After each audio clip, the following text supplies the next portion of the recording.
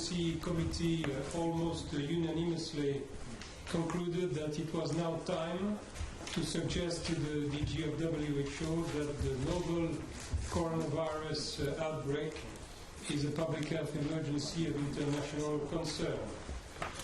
Considering first the increase in the number of cases in China, second, the increase in the number of countries affected with cases, and also that some countries have taken questionable measures concerning travelers.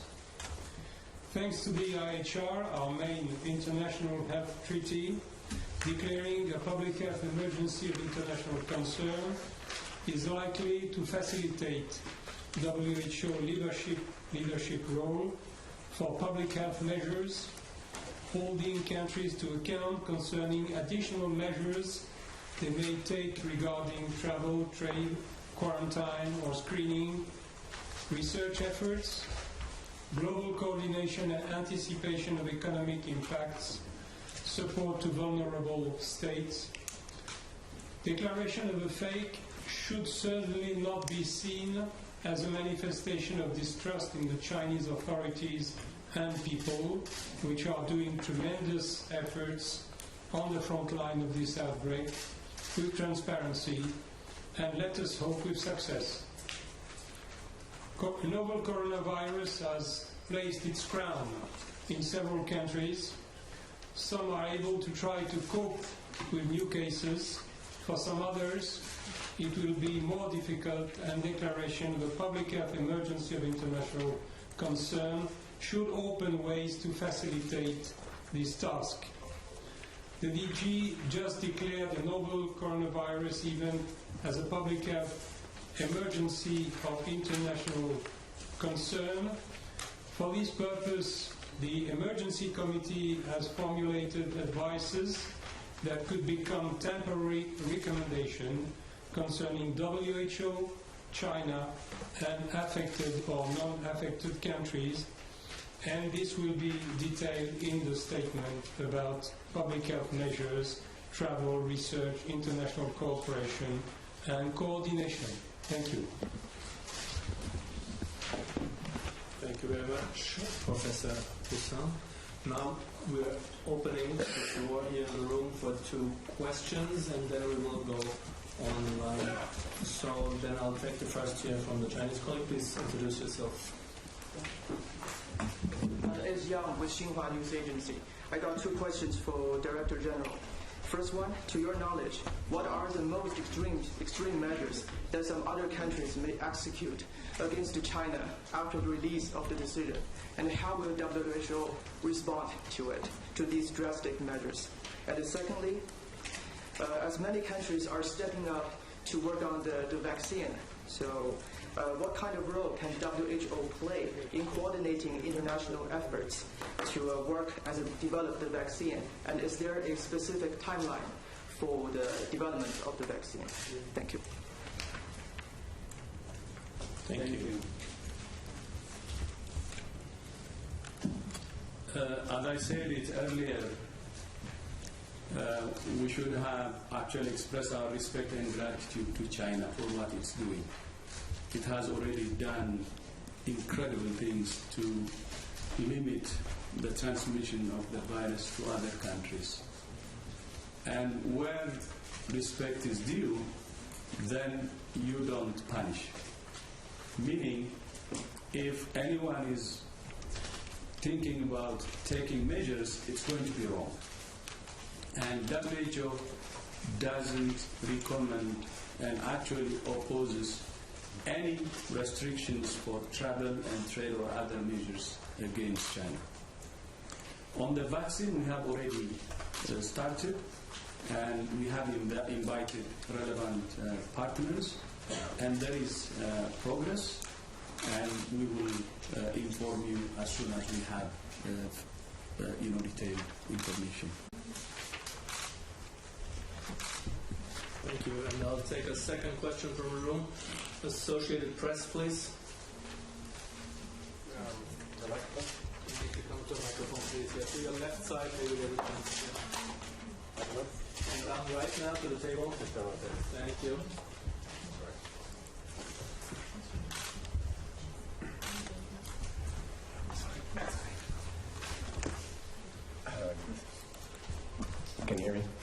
this is Jamie from Associated Press.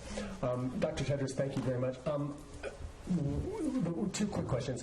One is, I'm not quite sure about the travel recommendations. It sounds like you and Dr. Hussain are saying different things.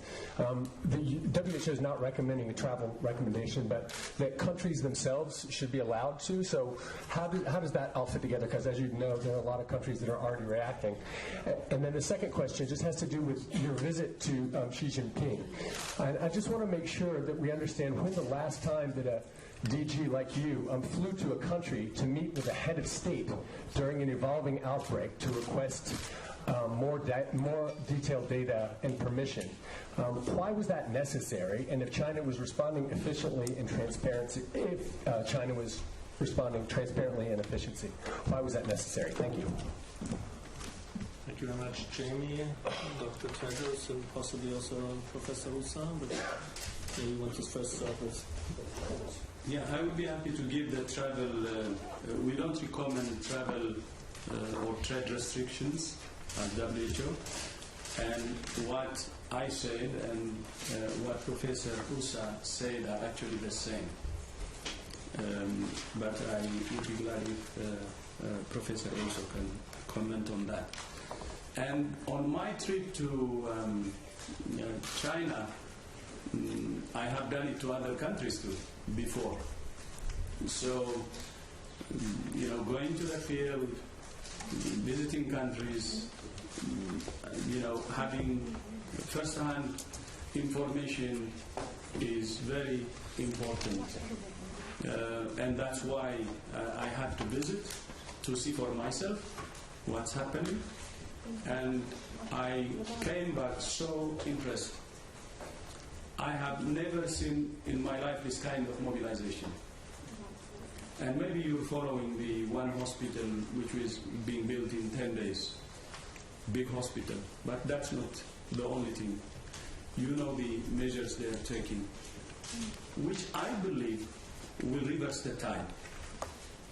And going there and witnessing that is very important. Witnessing how the leadership is leading the response is very important. And the other impressive part is it's the president himself who is leading this effort. And when we arrived, the day we arrived, the Prime Minister was actually in Wuhan. And all the ministers are involved, relevant ministers. This is impressive. And witnessing that kind of leadership and interacting with those leaders who are leading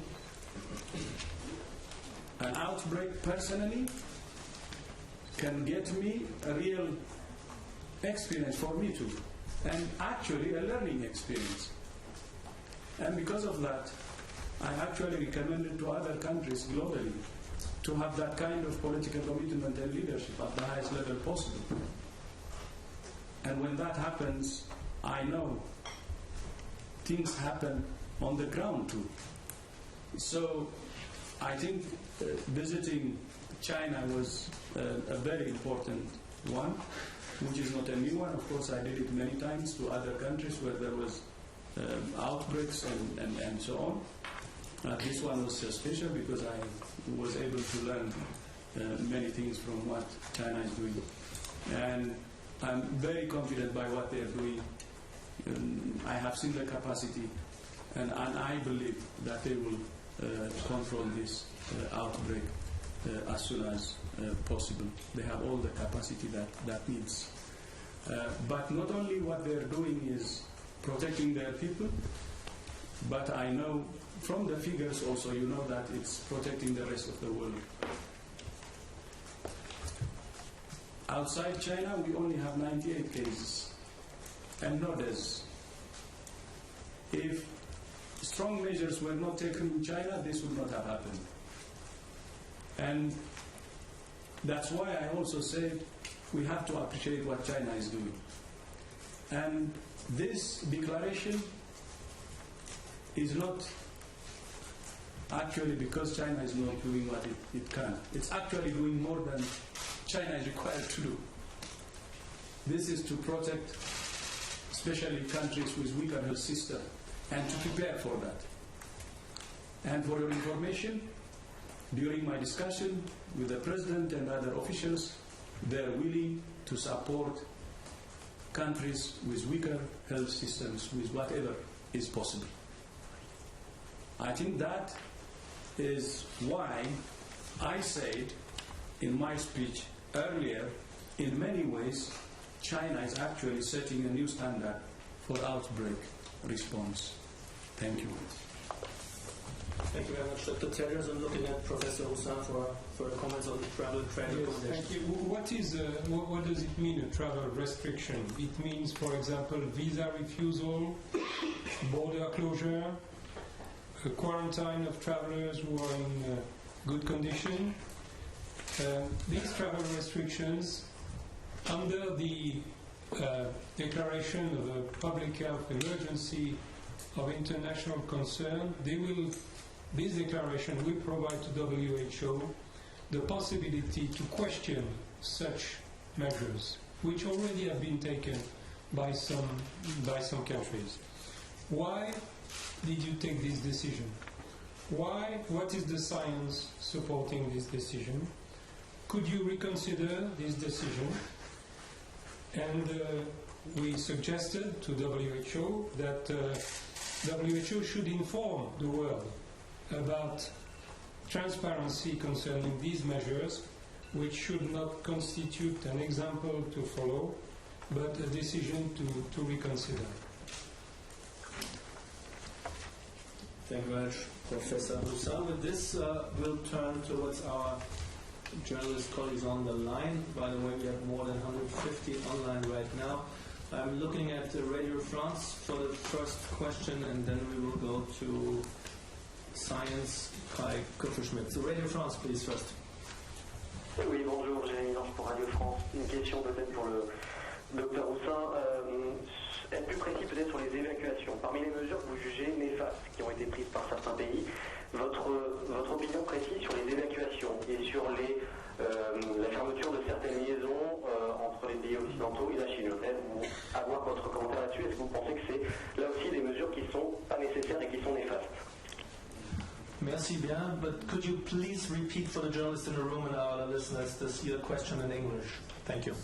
Of course, the question was about the evacuation that was taken from certain countries, among them France. Do you consider that it is an unnecessary measure, and also the fact that some countries, again France, like you have no direct flights now from Air France, from Paris to China. Do you consider those measures unnecessary too? Thank you. Well, the evacuations from the citizens of some countries who are presently in the Hubei province, there are measures that some countries are able to take because they have the capacity to do it, logistically speaking. They also are the proof of some confidence in the capacity they have then to avoid contamination from these persons once they have returned on their national state. So this is why it is a measure that some countries are able to take, but clearly not all countries can do that. It's probably a situation which is a little bit exceptional. This is the only thing I can say about that. Thank you very much. I hope this answers your question. With this, we turn to Science Magazine. Kai Kupferschmidt, please. Thanks. This is probably for Tedros. So I'm curious. I mean, we've seen that in the Ebola outbreak in North Africa as well, that countries, take this unilateral decision to close borders or refuse visa and things like that. Other than questioning them, about the evidence base for this, are you doing anything, in the background to actually change this, or specifically also, British Airways or Air France flights? Is there anything that you can actually do as WHO to change this? Dr. Tedros, please. I think we will do everything so people can do the right things. With the flights, we may not be able to convince them because some of the airlines actually say that they're not flying. It's not because of the virus, because they don't have enough passengers. And that could be a reason, and it will be very difficult if that's the case. Otherwise, we engage, and through this declaration, by the way, through the recommendations, we expect that they will follow that. But at the same time, we will continue to engage. Thank you. Thank you very much, gentlemen and ladies on the panel. With this, we reached the end of our press briefing. Everybody, thank you very much to all the many listeners online and to the large crowd here in the room. I thank the panel. Thank you all very much. For everybody, we will be sending the audio files very shortly after this, together with the statement and the intervention by Dr. Tedros, and sometime later maybe also video clips. And for the transcript, we will most likely only send in the course of tomorrow. Thank you all very much. Have a good evening. Thank you.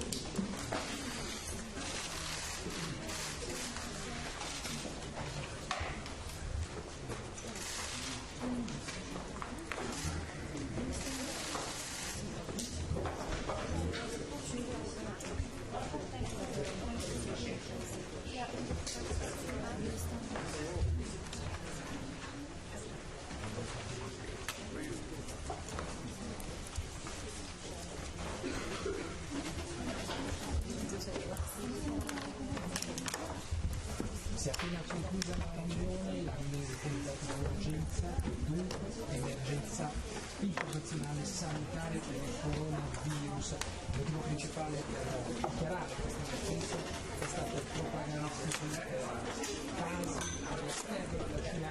Si parla che a giorno stasera qui ai 96 casi, in 8 di